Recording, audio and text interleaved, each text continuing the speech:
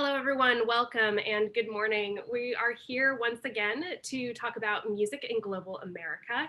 Um, we're going to be turning our attention to the North at this point for our last and final unit. Um, our three subjects we're going to be talking about first Detroit and the music of Motown in the 1960s for the most part. We're also going to talk about grunge and Riot Girl in our second lecture. And lastly, tie things up talking about jazz in Chicago. Um, sort of in an effort to tie some of our themes together for the term, I want to point out something that hopefully will become apparent by the end of lecture, but that Motown and music of Motown, because it's not only a music genre, but a music label, recording label for that matter, and a label and studio that had a lot of creative um, um, onlookers to it. And these principal figures that were a part of Motown Records helped produce a kind of uniform sound.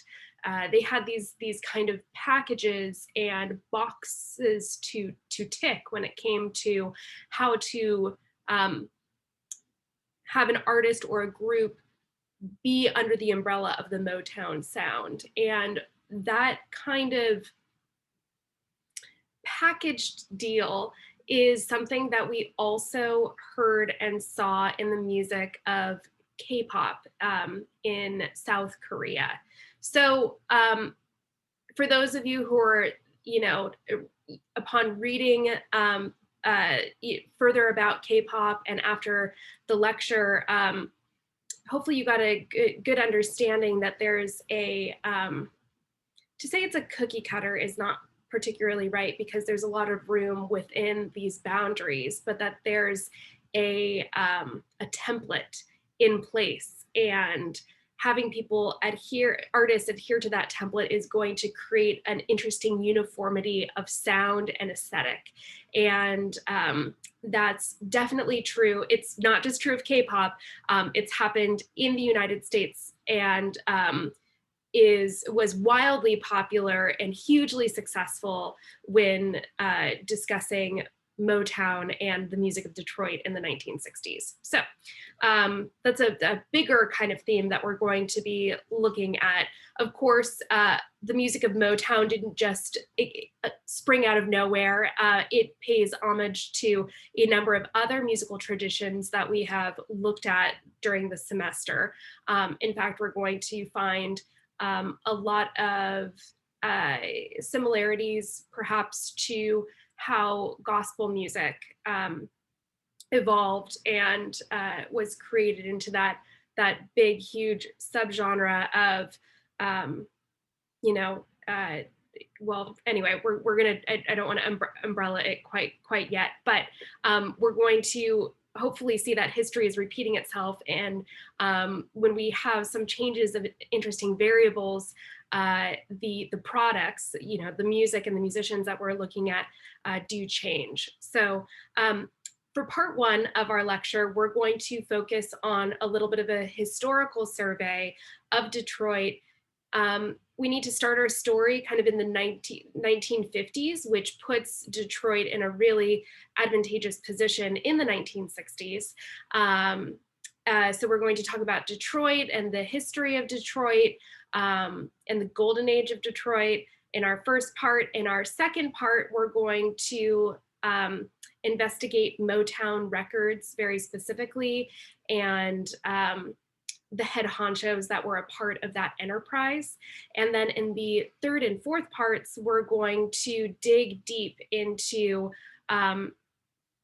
the music of Motown and the particularly well-known artists, and a little bit of where those artists go after Motown is is finished. For those of you who are somewhat familiar with the Motown genre, one of the groups that we will be discussing is the Jackson Five, of which Michael Jackson was, of course, a part of, and his name is, huge beyond just Motown, most certainly. In fact, the king of pop, so to speak, is travels through different genres over his creative artistic endeavors and lifespan. So just to give you an idea of where we're headed, I'd love to show you my lecture notes for today. As you can see, we've got a lot of music that we're going to talk about. So we're going to kind of start over here in the lower right-hand corner, travel up around the up to the top of the page, and then talk about notable groups and then solo artist. So again, talking about Detroit in the 1950s and the 1960s. The 1950s were considered the golden age of Detroit. And the big thing that made Detroit have a major economic boom was the existence of the automotive industry that still persists and exists there, but not so much talking about current day. And the city has gone through a number of radical changes since the 1950s, but in the 1950s, we lay the groundwork for having a very strong and robust middle class. And this strong and robust middle class existed because of the automotive industry, and particularly they were the workers became a unionized force, and they fought for petitions and benefits, and that was a huge win for creating a really strong and resilient middle class. And when you have a middle class and a budding middle class, what you do have eventually, and we saw this in South Korea as well, is a rise of disposable income. And where there is disposable income, there is certainly more spending on arts and culture. And so, the 1950s really lay the groundwork for Detroit being a cultural interest in the 1960s. However, 1967, there's a really severe riot that takes place in Detroit. A huge resurgence of violent crimes. Again, 1960s, we're in still really feeling the heat of segregation, of the civil rights movement, and race relations in Detroit are tense. And as much as the music of Motown featured Black artists and African American voices, the music was really marketed for all ethnicities and races, and it wasn't enough of a place of common interest to curb civil disobedience within the area. And Detroit becomes a major hotspot of political activism, especially in the late 1960s. I want to show you what Detroit looked like in the 1950s to 1960s when when Motown is going to start making a really big splash in the area. So let me go ahead and pull up some footage.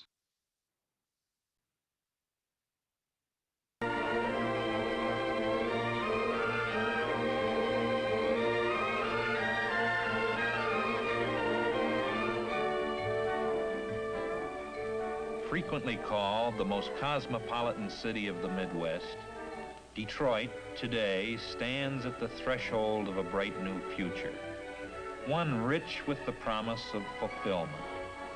In this bustling city on the straits, where British and American flags soon followed the French, a spirit of brotherhood was born and nurtured, foreshadowing the city's international character. Here, people from many nations have met and mixed and built a metropolis of thriving commerce and culture. The Detroit River flows past the city's front door, the world's busiest waterway.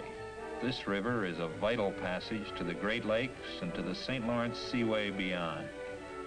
Detroiters just naturally take to the water. They enjoy more sparkling, pure water than any similar area in the world. Detroit, the crossroads of half the population of the United States, is but minutes away by bridge or tunnel from Canada. Between these friendly neighbors, the Detroit River forms part of the world's longest undefended boundary. Detroiters are responding to an exciting new vision. There is a resurgence of civic pride and unfettered imagination. A new renaissance is changing the face of the city. This renaissance, seen everywhere, is the direct result of considered planning, the applied skills of planners, idea men, organizers, builders, Detroiters who welcome and respond to challenges. Today, they are charting new courses, taking new action, creating a new concept of urban efficiency. This concept of a finer Detroit takes bold new form. Designing skill blends with imagination and experience.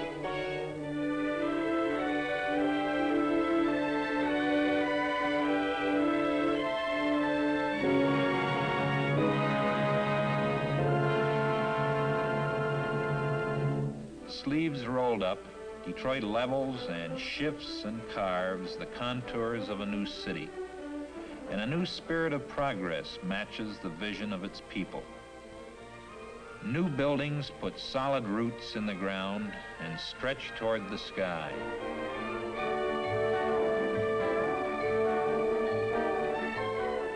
Reflected here is planning with a purpose.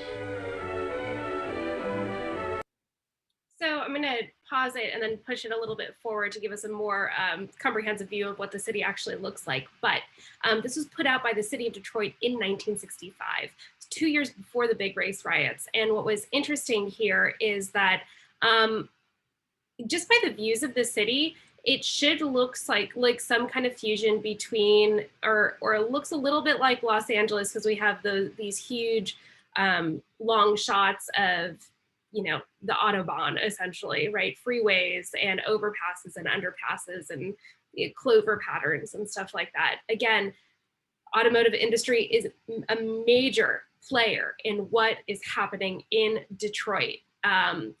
They are, you know, one of the other themes that we've seen is money is the thing that makes something move.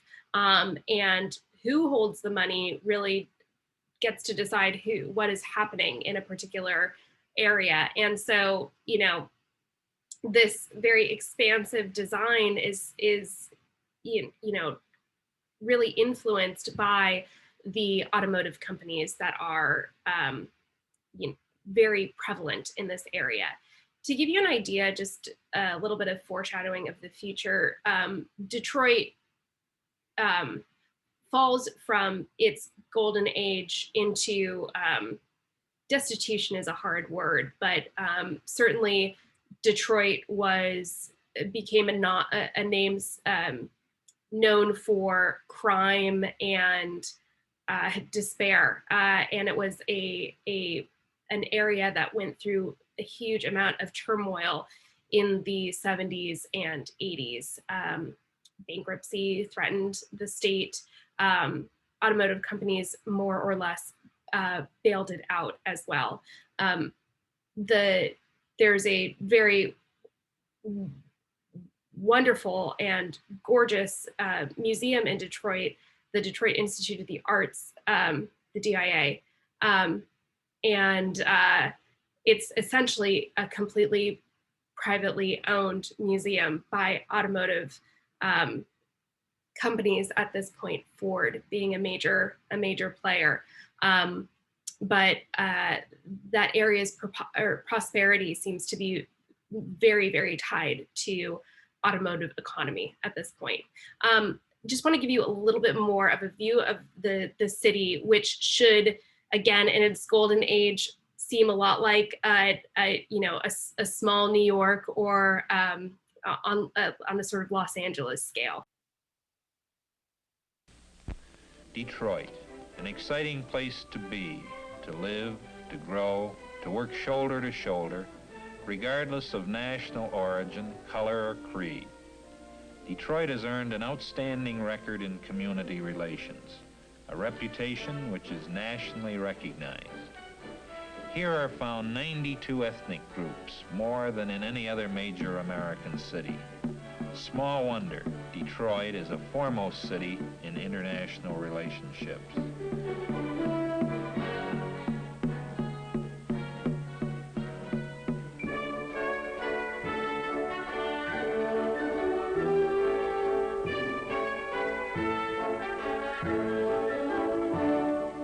Detroit's progress in good ethnic relations owes a great deal to International Institute, the largest of its kind in the nation. Here is a focal point for the multiracial strains that compose so much of Detroit's population.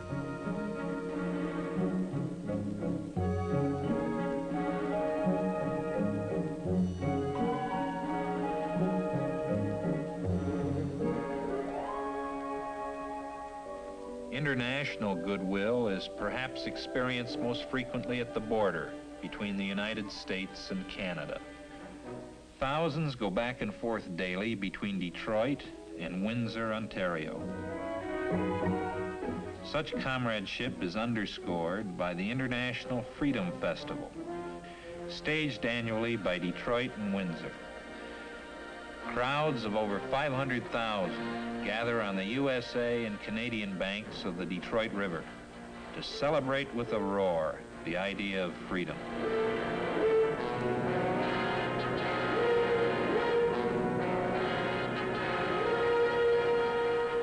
Like a stout heart within the city is Detroit industry, the vital pulse beat of technology and resources which has put the world on wheels.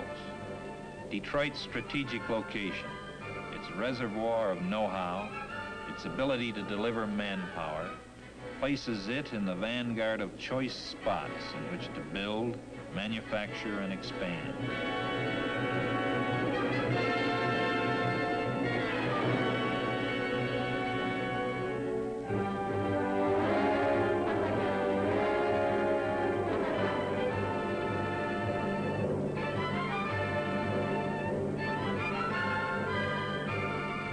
Industry, backed by research in depth, proves Detroit is ever seeking the new way, the better way. Detroit shares, indeed leads, in each forward stride today, as it builds for an even more prosperous tomorrow. So I really love this dorky video from the mid-1960s. What should be abundantly clear is that it's a hotspot for a number of different, well, they keep calling it an international hub. And to some extent, yes, there's obviously an international airport. But again, where you have industry, when we have major players in industry, you're going to attract a diversity of clients as well. And I cannot stress this enough, especially that last little bit. All you saw was big automotive names, huge factory landscapes, and other points of business that support the automotive industry. It was really crucial to putting Detroit on the map in the 1960s, but really the groundwork was laid, in the 1950s. This footage hopefully also shows you how cosmopolitan Detroit was. And some of those views of the downtown area look very similar to what you would see in New York or Los Angeles, more New York, I think. Again, to point, or just to really drive the point home, I want to show us one more clip about the automotive industry before I close our first part and talk about how that really laid the groundwork for Motown and Motown Records in the late 50s and into the 60s.